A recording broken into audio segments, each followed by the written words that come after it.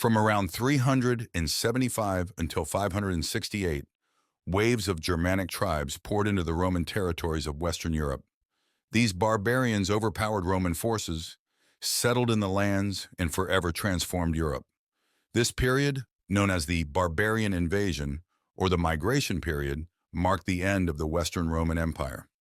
The Germanic peoples. Several factors had been gradually driving the Germanic people westward.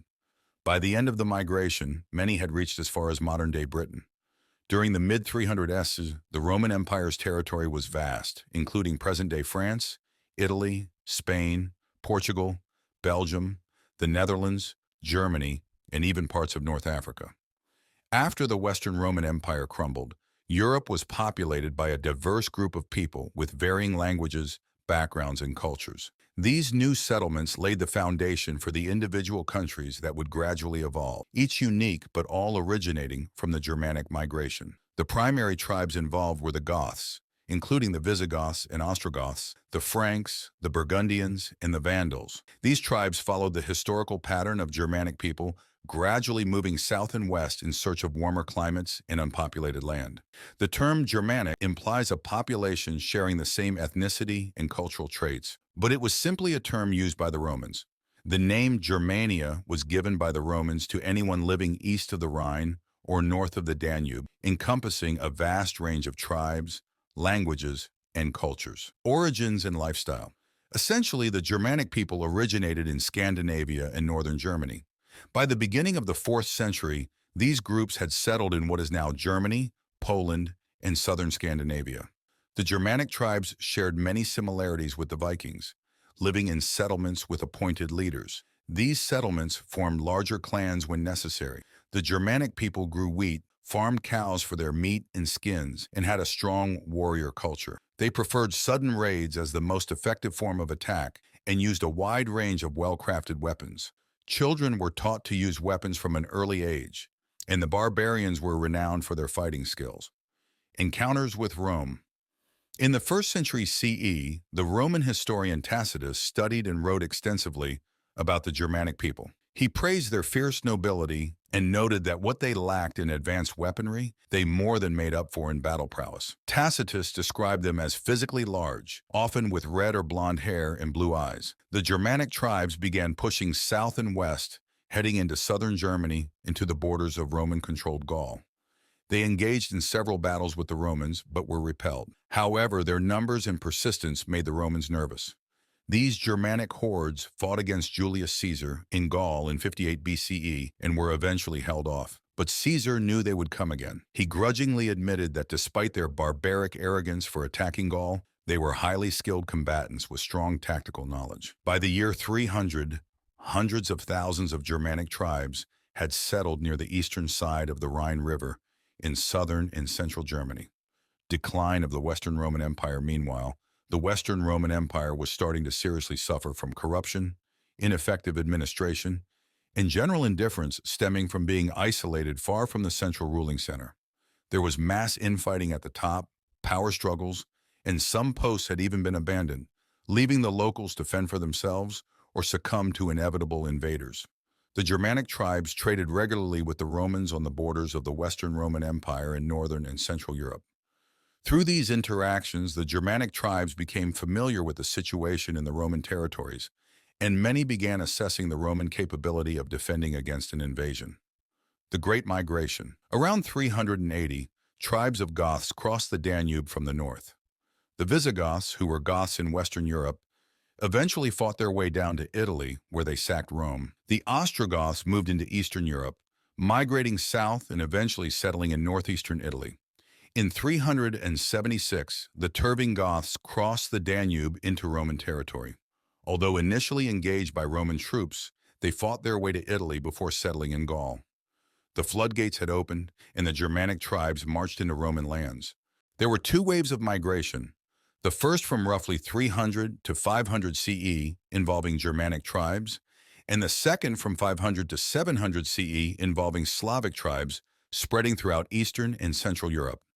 At the start of the first wave, it's estimated there were approximately 3 million Germanic people from a broad mix of tribes. By contrast, The Western Roman Empire was thought to have 120 million people, although at least half of these were slaves and another 20 million were everyday citizens. However, numbers proved irrelevant as the barbarians were coming one way or another. Causes of migration. So what caused this mass migration to the West? Were the Germanic people forced to move, or did they choose to seek new lands? Was the weakening of the Roman Empire a key factor in the invasion, or would the Germans have moved in anyway?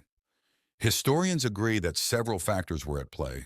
One major factor was the emergence of the fearsome Huns from Central Asia. A Roman poet coined the term Huns for the tribes of marauding warriors, who seemed to originate from around modern-day Kazakhstan or Mongolia.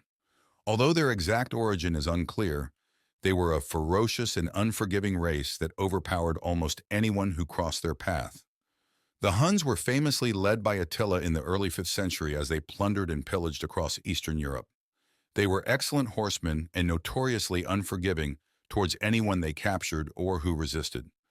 The arrival of the Huns is thought to have prompted many Germanic people to flee westward. The Huns must have been an incredibly savage opponent because the Germanic tribes were widely respected by the Romans for their strength in battle. Still, when the Huns began rampaging across Eastern Europe in the 4th century, it created a domino effect, swallowing up huge parts of Russia, Hungary, Ukraine, and most of Eastern Europe. This forced many Germanic tribes to migrate west, either because they were outnumbered by the Huns or simply unable to match them on the battlefield. Another reason for the barbarian invasion is that the Germanic tribes were running out of room. As more people moved down from northern Germany and Scandinavia, the lack of quality farming land became a real problem. Added to this was a growing fertility rate and the issue of overpopulation. Many tribes were faced with two choices: clear mass areas of forest to start farming, or head westward into regions already cleared by the Romans. Poor harvests and a drying climate may have exacerbated the problem, as the warmer weather in southern Europe was more conducive to growing crops and building settlements. The fall of Rome. By the late 4th century, several groups of barbarians had begun their migration. The Goths and Vandals crossed the Rhine and started making their way south towards Rome. In the 5th century, the Franks established themselves in Gaul, which included modern France, Belgium, and the Netherlands. Led by Clovis, the Franks defeated Roman troops in 486, becoming the new rulers of northern Gaul.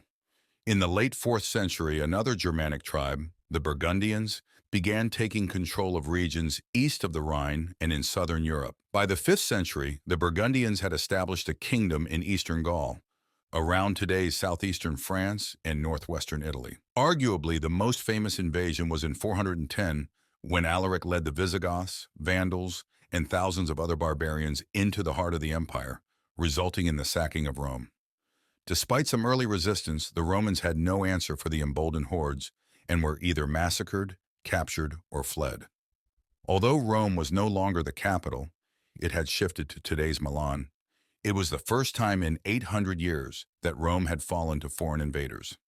Saint Jerome wrote at the time that Rome, once the capital of the world, is now the grave of the Roman people, the Anglo-Saxon settlement. The westernmost migration of the Germanic tribes ended up in Britain.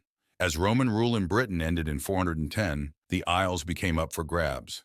The Angles, Saxons, and Jutes were a mix of Germanic people who moved across the Channel and settled in England between 450 and 620. Many were invited by the Britons to help them fight against the Celtic tribes from Scotland. As without Roman protection, the Britons suddenly found themselves vulnerable.